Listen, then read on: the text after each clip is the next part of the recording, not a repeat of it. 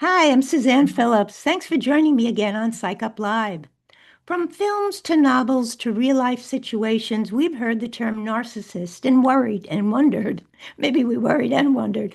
What are the characteristics of a narcissist? What does it mean to love a narcissist? Rarely do we have the opportunity to learn the origins and differences between narcissism as a healthy sense of self esteem and the pathology of someone with a narcissistic personality disorder. In this show, psychologist and psychoanalyst Dr. Anthony Mazzella joins us to look closer at narcissism, its origins, ways to understand it, and ways to cope, whether you recognize your own narcissistic behavior or the behavior of the narcissist you love and care about. Dr. Anthony Mazzella is a psychoanalyst with over 20 years of experience helping individuals and couples navigate complex personality dynamics. He specializes in psychodynamic treatment with a focus on narcissistic and borderline presentations.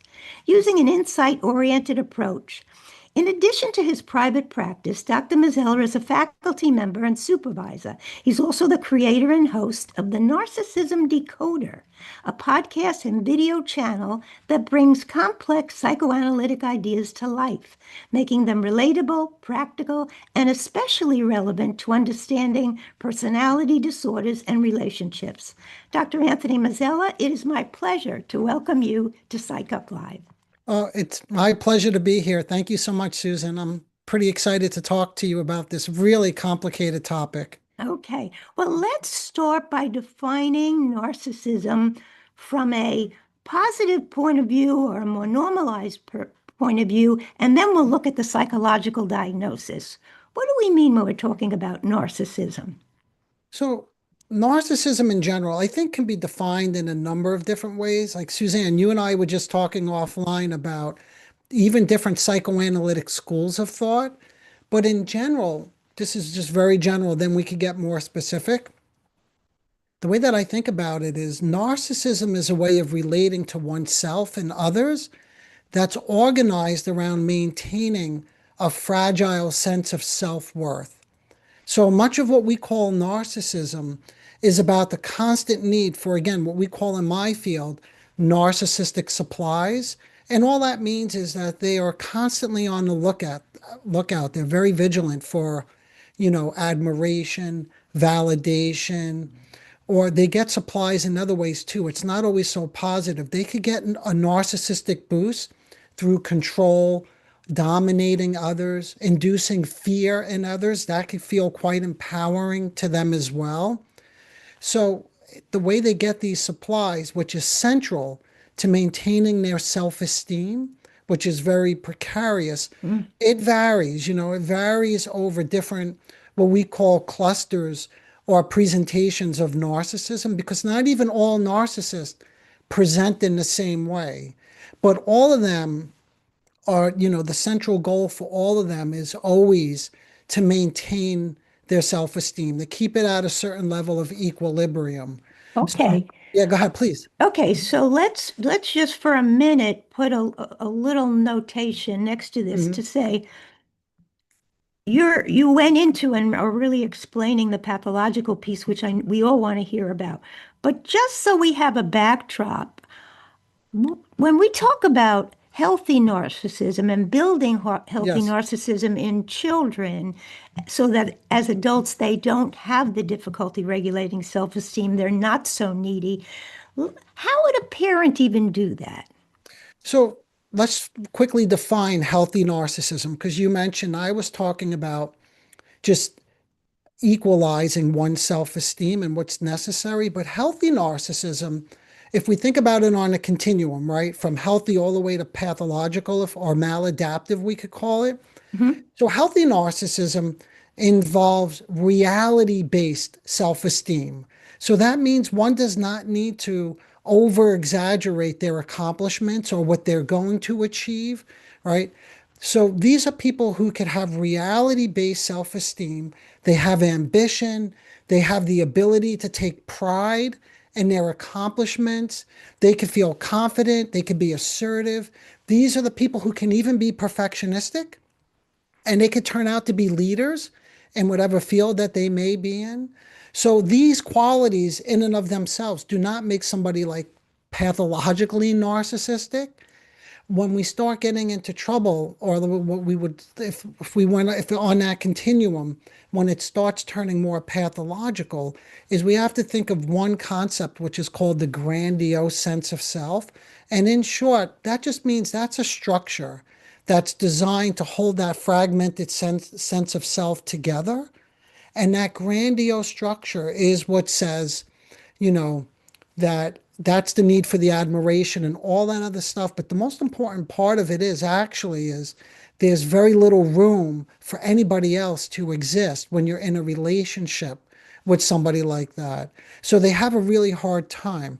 So what you'll see is they're not just grandiose, believe it or not. That's what most people think about when they think of narcissism, that they dominate the conversation. It's all about them. But the grandiose structure, remember, holds together or patches over a very vulnerable self. That's the self-esteem again, right? So it Mhm. patches over that. So what you actually end up seeing are oscillations. So most often the grandiosity pushes itself forward, and that's what you see.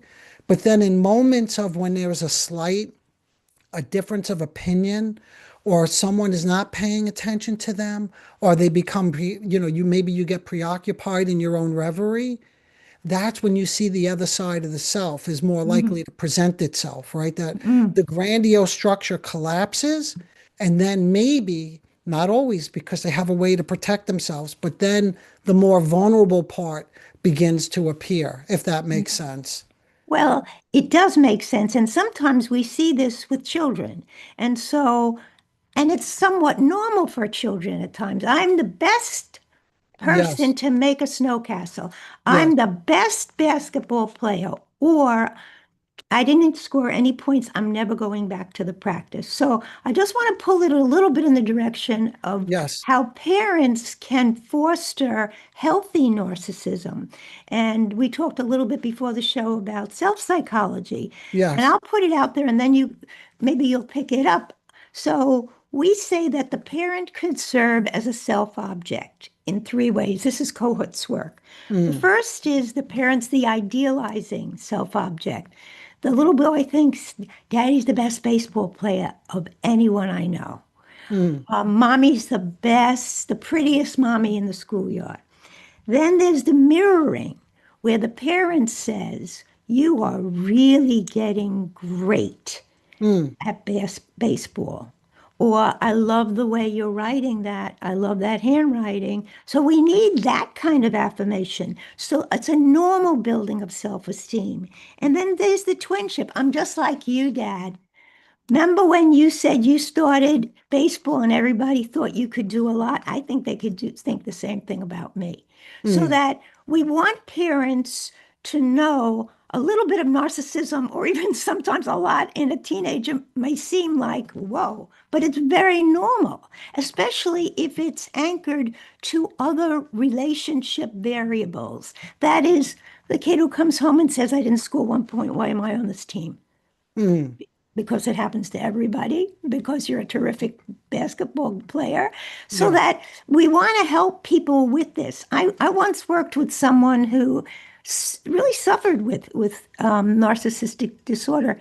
And one of his stories was uh, his father bought him ice skates. He was 4 years old, put them down near the edge of the ring and said, skate.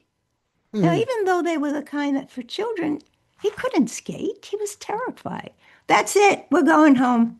So there was no possibility for that child to have self-esteem in the learning process. yeah. So what you're talking about, which is people suffering from the narcissistic personality disorder or the grandiosity, are often people who sadly didn't have opportunities to build a healthy self-esteem, would you say? Yes, yes. So let's think about what went wrong developmentally. And I won't go too far into the theory here. So just if I get carried away, just stop me, okay, Yeah, Suzanne? sure, yeah. But it starts so early in life, believe it or not, because even starting as early as infancy and the gaze, the way the parent looks or does not look at the child, and there's a really famous psychiatrist who talks about this. I don't know if you ever heard of Dr. Gabor Mentor. He writes about addictions and ADHD, and he talks about early childhood development and the relief of the release of endorphins to get a high, right? But what he starts with is he doesn't call it the gaze, but he talks about the way the parent looks, and that is so important because from an early age, a parent, if you think of a depressed parent or a narcissistically Mm, preoccupied parent, the child is looking to make that eye contact. It's so important. This is part of psychic survival. It's just as important as food. And mm. research studies have shown this, that baby monkeys will choose the cloth monkey. You may have heard of this, the Harlow study, Yeah, right. right? They will choose the cloth, the comforting maternal wire over the wire monkey, the one that just has the wire but has food, to the point where they fail to thrive. They won't even get enough food because they keep going to the comforting Mm, monkey, mother monkey, that does not give them sustenance. So the sustenance is actually through the comforting, the care.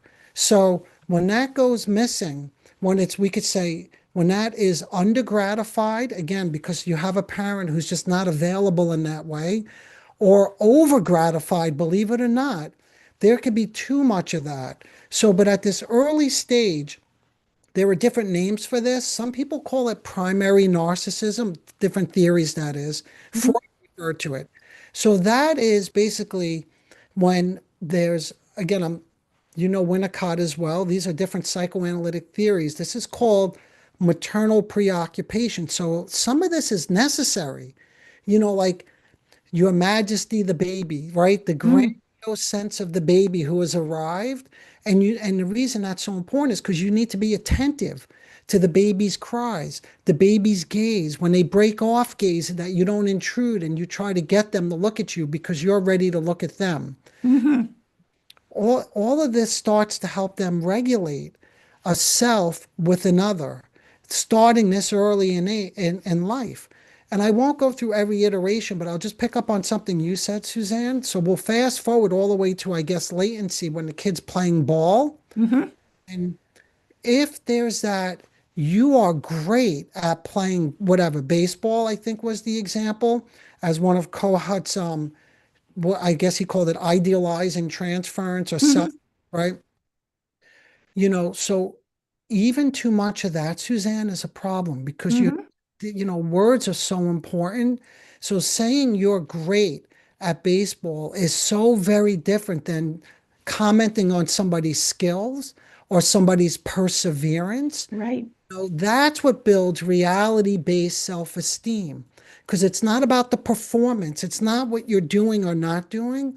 It's how you're doing it. Mhm. And that other example you gave, oh, if the kid strikes out and he comes home and you say something like, yeah, well, this is part of life. Like we put ourselves out there and we fail. What I would say is even something as subtle as that, you have to first validate the child's experience. So that's what we call empathic attunement or emotional resonance. So Mhm. these are some of the things that the parent can do to foster healthy self-esteem. Okay. Effective attunement, affirming the child's experience of what it was like to strike out, and then talking to them about how maybe this is part of life, to your point from a moment Mhm. ago. So, in Mhm. short, not under gratifying the grandiosity, but not over gratifying it, which I think is something we may see more, believe it or not, in today's society, I because too think so much, too.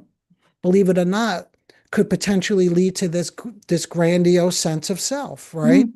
Right, because everyone and every child and every adult needs to know how to walk away with still a sense of self-esteem, even if they didn't score all the points, Yes. win the game, pick the right team, whatever it happens to be. We're talking about regulation and the ability to tolerate disappointments, failures, and start again the next day. But I'm loving what you're saying in terms of all the parent focus and the kind of things parents need to do to help build a healthy ego, because that's really what we're talking about with the narcissist. So let's go to the situation when we have a person who is really suffering from a narcissistic personality disorder, what would we see? Let's say I'm dating. I'm Sure. dating. What are the warning signs that I would pick up? I meet someone online. I'm going to meet him for the first time. And how would I get even a little flavor, even after one or two dates, that Mhm. this is someone struggling with narcissistic personality disorder?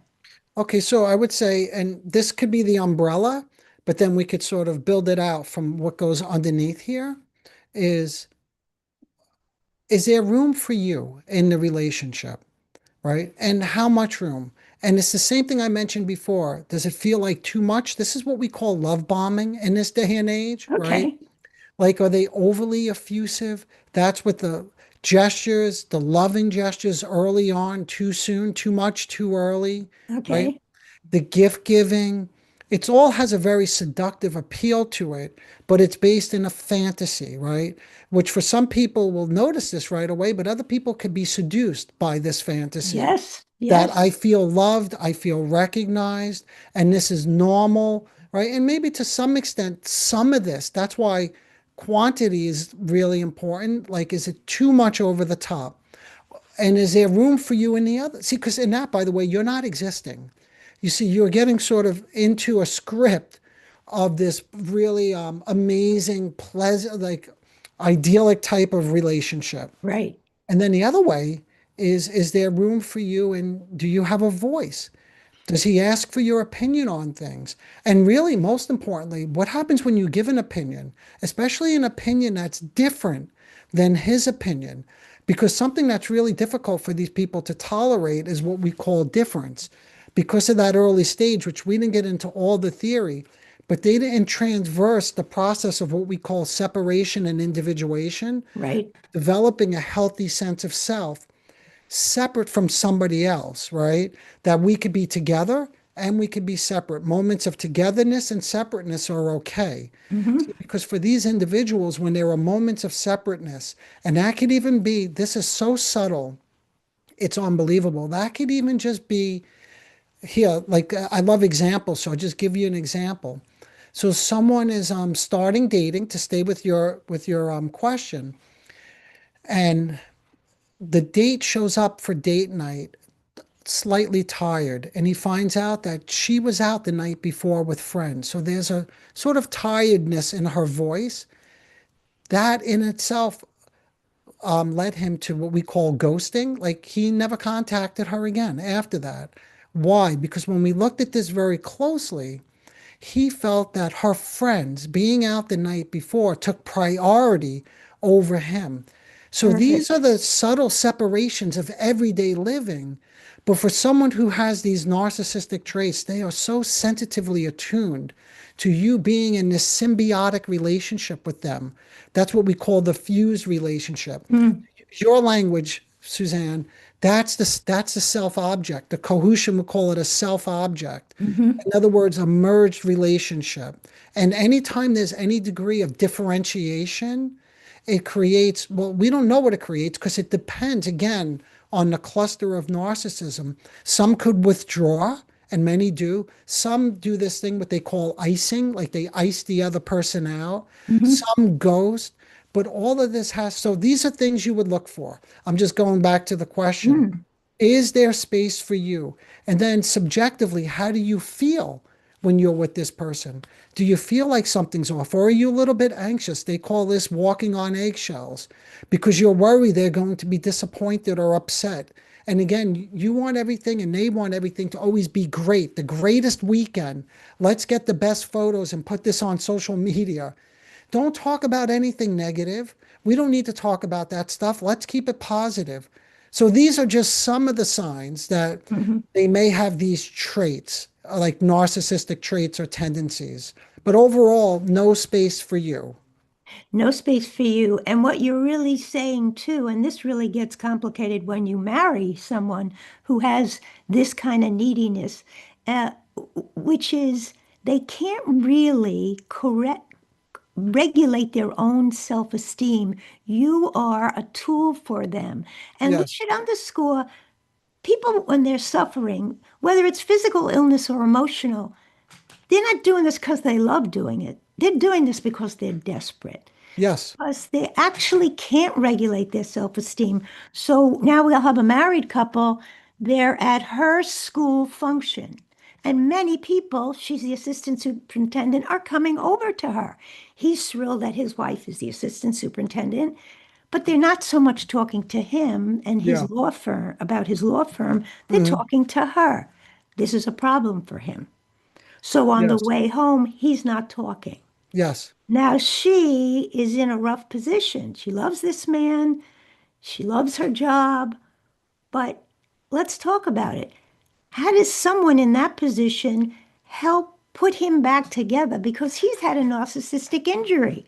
All Well, the yeah, yeah. attention was on her. Well, the first thing I would say, I'm just associating to this Good. example. So thank you for the example. Is it is not your responsibility to put him back together, and you cannot put him back together, but you can help him put himself back together. See, these are very different because if you're in that role of putting him back together, it's like what's going to happen is, first of all, you lose a lot of what we call your power, your voice, because now the whole relationship is about who? Him, you Him. see? Yeah. So it feeds right into the problem, believe it or not. And you seem like a good spouse, right? Like, I'm just trying to help my husband. But then you slowly over time begin to lose your voice because so much begins to pivot around him. So, one thing to do is what you're doing right now, because if you're hearing this, you're learning about these narcissistic traits, and you could recognize that there's your separation. By the way, Susan, you sort of illustrated nicely what I was getting at. There's a loss there, and it's not neutral for him because subjectively it's experienced as quite devastating. Everyone's talking to her, nobody's talking to me. Don't I matter? Am I not important? Am I invisible?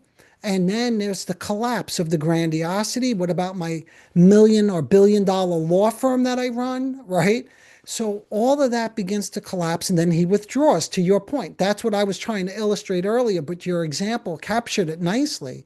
So now he's in the car. So her position, if she knows this and is sensitive to it and says, this is not malicious intent, right? Because I know he's very sensitive to separations and he's feeling a little deflated. He doesn't have the language for any of this. He just thinks you took over the conversation or you were being selfish or you forgot about him. Right, That's right, the way he's going to look at it, right? right. So the first thing is if you want to help him help himself, is the whole mindset has to be this is not malicious intent. That he is so hungry for that fuel, for that nurturance that the sustenance that I mentioned earlier that he never got. And now he lost it. Hmm. So that's the first step because that will help you get into a more regulated state of mind. So you're not angry at him because he's probably going to blame you at some point for all Hmm. this. So that's step number one. If we had to be like systematic, that's what I Okay. would say would be the first order of business, because now you're in a position to just talk to him about, hey, what's going on? Do you notice Right. something shifted? Right? Like, see if he notices it. Right. Well, it's interesting. I'm loving that you're saying, A, she took she took off the position that I'm terrible.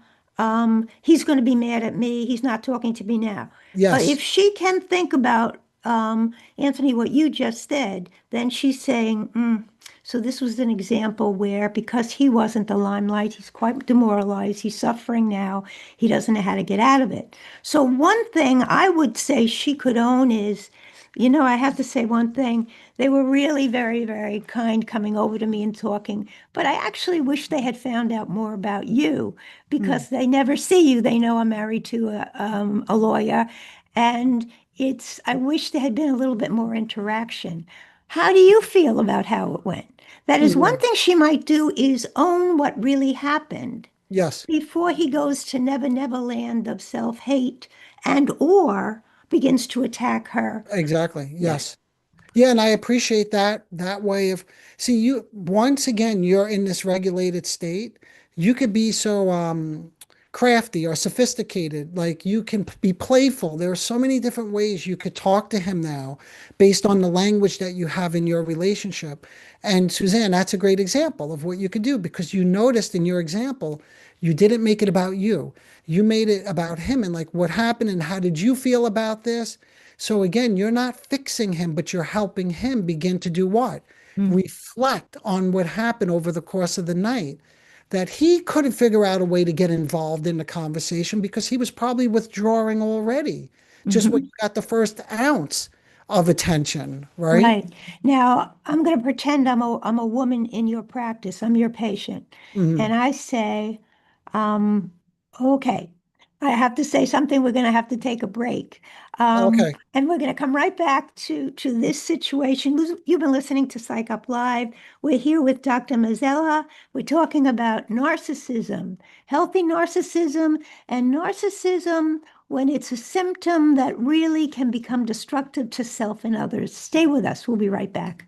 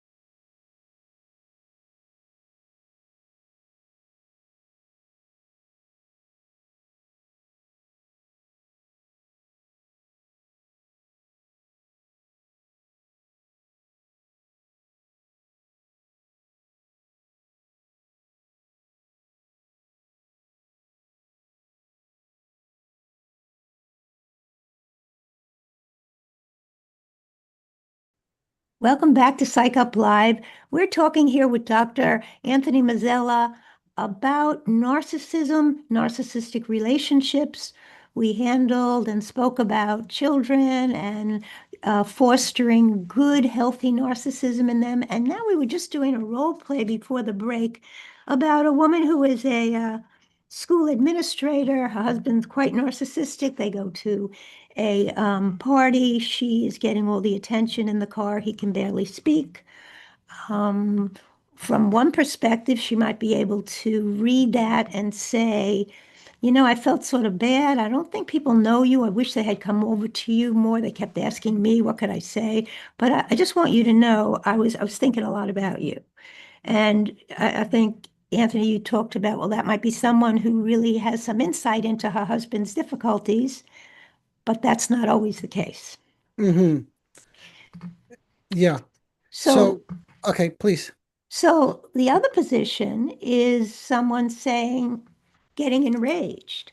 Is the wife getting enraged, saying, can it never be my turn? Do you know how many parties I've gone to with lawyers and no one even knows what I do for a living? Does it have to be the Lawyer Jones show? I don't think this works. I don't really think it works. Hmm. So I'm going to land that out as a way to say to you, if they came to you as a couple, or if she came to you, Dr. Mazzella, tell me what you'd be thinking, how you might help.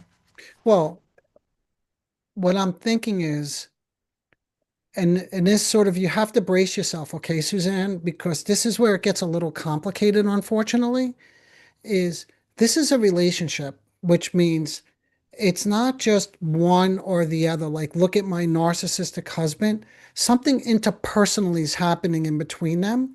So if it was a couple that came to me, my answer would be very different to the question you're raising. But since it's the patient, the woman, my sole focus would be on, believe it or not, getting closer to her own subjective experience of what?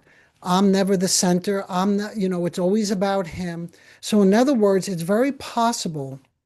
And again, I know nothing about this fictitious patient, so I can't say, but this is the whole point of therapy is to get closer to her own narcissistic vulnerabilities. Because even in that little description you just gave me, I'm beginning to hear that she may herself be narcissistically vulnerable, and it may be very important to her to be the center of attention. Mm, And this is very, very common. I just want to let you know this, that oftentimes when the identified patient, the narcissist, comes in because they're mandated by their spouse or a loved one, yeah, right? yeah. It turns out these things are far more complicated. It's very, very rarely just one person. It's not to say that he doesn't have these destructive narcissistic characteristics, but the other side of it, again, I'm just associating to your example, is I would wonder with her when you were at the party, knowing what you know about Frank, your husband, did you consider pulling him into the conversation? You noticed that you were getting all this attention. How did that feel? What was that like for you? So again, I'm trying to get closer to her subjective experience of how she felt. She may have been getting all the admiration, the attention, and that felt good. And perhaps she didn't want to share it with her husband. Maybe she wouldn't have shared it with anybody, but maybe there's a long history with him taking it over. But these are some of the things like intrapsychically I would start getting into with her. And then if it's a question, if she just keeps pushing and insisting what? That he's the selfish one, that he's the narcissist. That's how it goes. Yeah, that's when it becomes a little more complicated. And then the question, see, because then there's no nuance there. There's no ambiguity, right? There's just one reality. By the way, this is all part of a personality disorder, just so you know.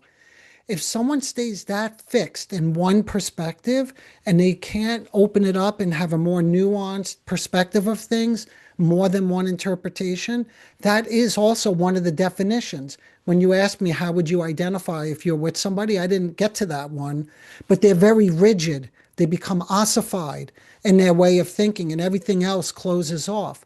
So that, okay, so Suzanne, that would be another piece of the work. You see how Yes, this yes. unravels? Is how she can't even hear me. Now we're working in something that in my field we call the transference. That just means what's going on in the room is how she can't even consider a different perspective or handle or consider the questions I'm asking her as I'm trying to get closer to her experience because she just wants to prove what? That it's all his fault and she's the sort of the innocent one in this. And then, So, yeah, please go ahead. I could oh, no, keep no, going. There's no, so many no. routes. Yeah. It's terrific what you're saying. It's terrific. So I'm just thinking here, and I want to ask you, as the expert on narcissism, do you find that narcissists marry narcissists.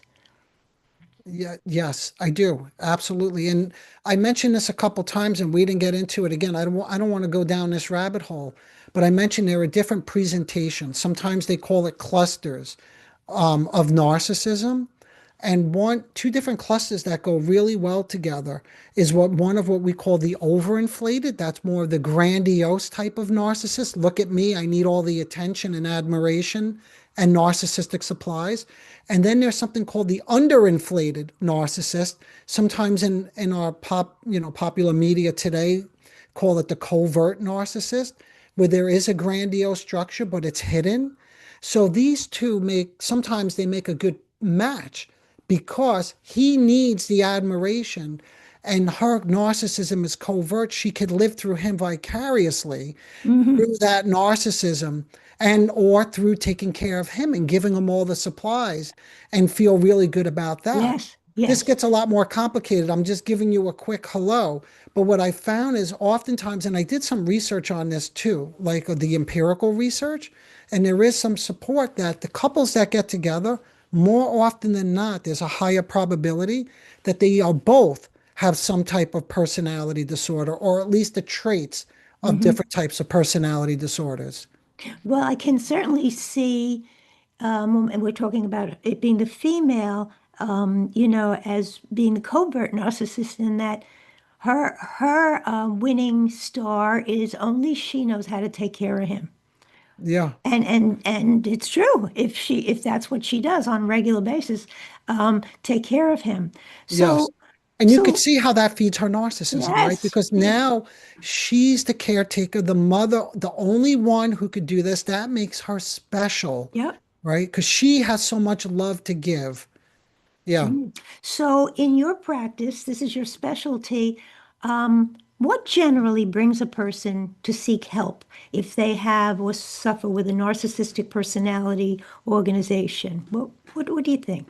There's such a misunderstanding. Again, for people who just look up narcissism and do a quick search and watch some videos or listen to some podcast, you would think the narcissist has no ability to self-reflect, has no empathy. They're not treatable. They'll never come into therapy. They're so malignant and It's true. That's what they say. They make it yeah, seem that way. Yes. yeah. And it's not to say that there's not, again, a category that's closer to sociopathy that do present in that way. It's called the malignant narcissist, but Yes. that's not all the narcissists. Not I most. cannot Yes. tell you how many. Obviously, I have a big practice of people who have these traits because of the podcast and what I've been doing and my area of specialties. And I can't tell you how many come in taking copious notes of things that they Mm, feel that they've done that they want to improve on. They mm, begin to experience guilt. But oftentimes, what brings them in is it takes a while. But once they start hearing this enough, maybe they go get a consultation or two and someone tells them they're narcissistic. Maybe a loved one, a spouse, or someone in the family says you're narcissistic. But what happens is over time, maybe they're on their second or third wife or marriage, because it's not, by the way, this is women as well who experience it, right? And relationships, which is the biggest place where these dynamics play out, this is where they struggle the most. It's not always at work. right. Sometimes, or most of the time, it's in intimate relationships.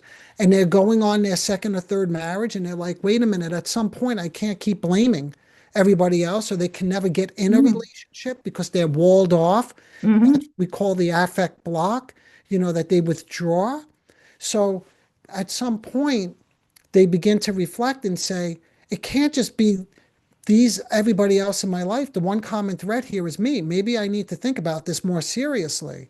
So Mm. that's often what brings them in, something that happens along those lines. It makes sense because we know that narcissism is sometimes a very validated trait in the work world. Hmm. That is, you position yourself as knowing the most about building massive skyscrapers. We want to hire you. Yes. So, so what works in the outside world or in different worlds, maybe the person's a famous sports Yes. player. What works for them and their fans does not necessarily work in the marriage. Exactly. Exactly. Because at some point, no matter how admiring and how much attention their significant other gives them, reality will inevitably get in the way of that illusion of togetherness, that symbiotic relationship, because at some point, your significant other will get tired and want to retire to the bedroom early, or read a book, or get caught up in their own reverie. And that's the painful separation that I mentioned earlier, that we spoke about in part one. Hmm. That's not neutral. That's devastating to them. Mm. Yeah. The other thing that you mentioned at the very beginning was the person who meets someone for the date.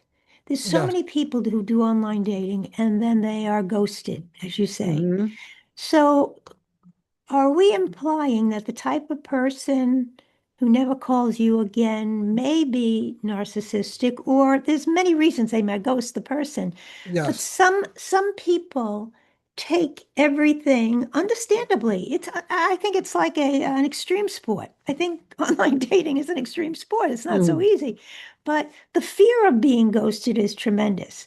So the question is, do we want to invite having healthy narcissism in the person who was ghosted to be able to think, whatever his or her problem was, is not my problem? Hmm. They didn't call me back. They didn't call me back. Because people get so devastated by not hearing from the person again. It turns many people off the dating scene completely.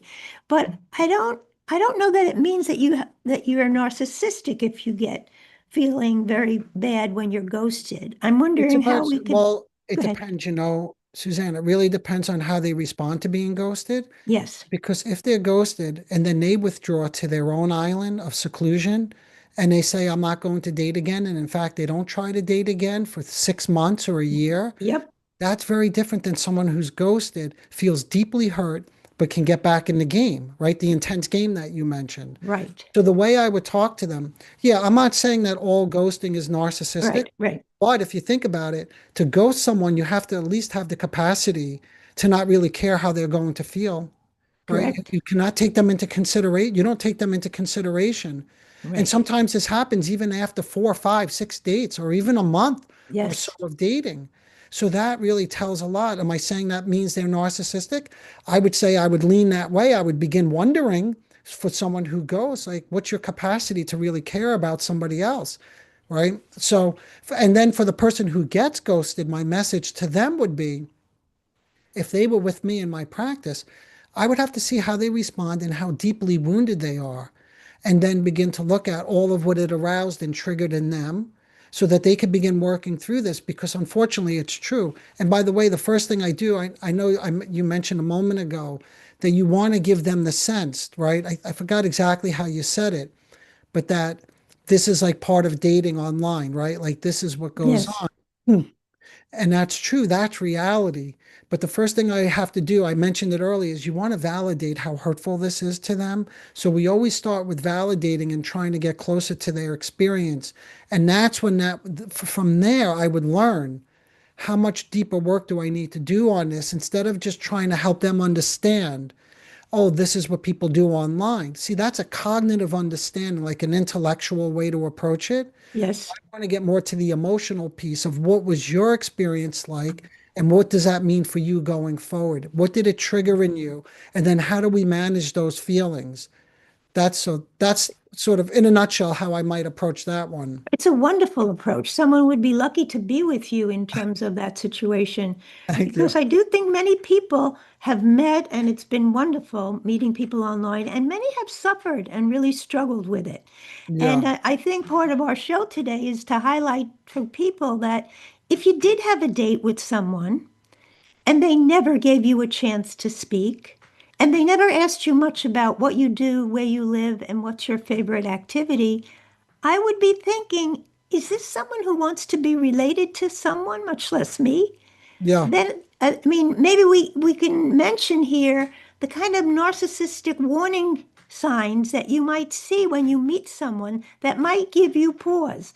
I'm not saying don't go on the second date, but I'm thinking take a minute to think about, why did he or she never ask you anything about what you're interested in? Yeah, or conversely, remember the other way too. If they Yeah. over gratify you, that's the love bombing and idealization, and you're the most amazing person. I can't believe how much you've accomplished.